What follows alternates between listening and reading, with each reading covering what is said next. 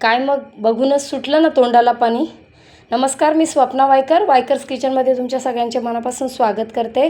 तर आज बघा शेवग्याच्या शेंगाची भाजी करायची आहे. त्यासाठी 3 ते 4 शेवग्याच्या शेंगा घेतल्यात.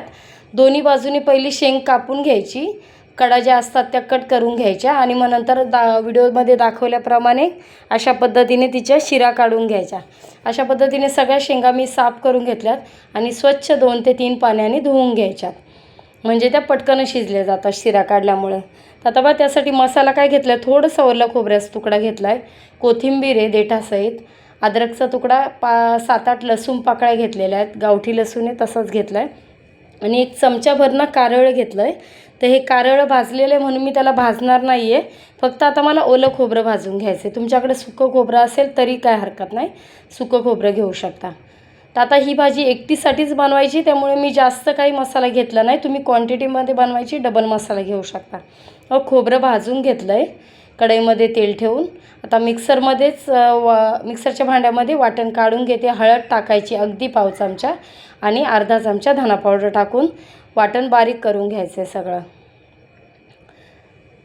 वाटण बारीक झाले. आता कढईमध्ये फोडणी द्यायला सुरुवात करायची. त्याच तेलामध्ये मोहरी टाकली आहे, जिरी टाकली आहे, कांदा लसूणचा मसाला जो मी घरी बनवला आहे तो टाकला आहे 1 चमचा, आणि अर्धा चमचा मिरची पावडर टाकली आहे. कढीपत्ता टाकून घ्यायचा आहे. खमंग अशी फोडणी बसली आहे.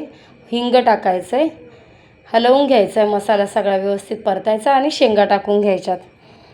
शेंगा टाकून परत व्यवस्थित परतून घ्यायचं आहे आणि जो मसाला केला आहे तो मसाला टाकून घ्यायचा आहे. आपल्याला मीठ टाकायचं आहे. आता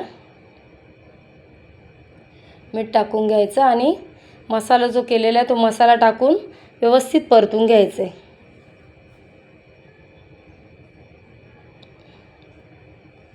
सगळा मसाला शेंगेला लागला गेला पाहिजे अशा पद्धतीने परतून घ्यायचं आहे. जरासं झाकण ठेवायचं, एक वाफ येऊन द्यायची. झाकण काढल्यानंतर दुसऱ्या गॅसवर मी गरम पाणी करायला ठेवलं होतं, तर ते मिक्सरच्या भांड्यामध्ये टाकून घ्यायचं आहे. गरम पाणी आपल्याला जेवढं गरजेनुसार लागेल भाजीला शिजायला तेवढं पाणी टाकून घ्यायचं आहे. आता शेंगा शिजण्यासाठी पण पाणी लागणार म्हणून मी जास्त टाकलं आहे. कालवणाला आता बघा उकळी आलेली आहे आणि 10 ते 15 मिनिटांनी मी बघितलं आहे तर अशा पद्धतीने घट्टसर हा शेवगा मसाला तयार झाला आहे. शेंग पण शिजली गेली आहे. कोथिंबीर टाकायची आहे आणि गॅस बंद करायचा आहे.